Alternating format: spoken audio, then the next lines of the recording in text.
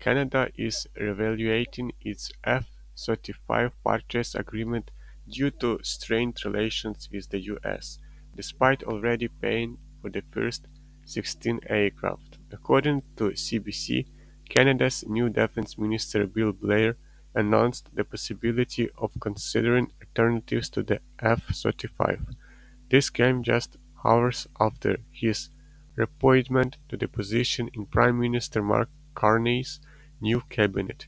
Canada is already in talks with other aircraft manufacturers. In January 2023, the country signed a contract with Lockheed Martin to purchase 88 F-35 fighters worth $14.2 billion.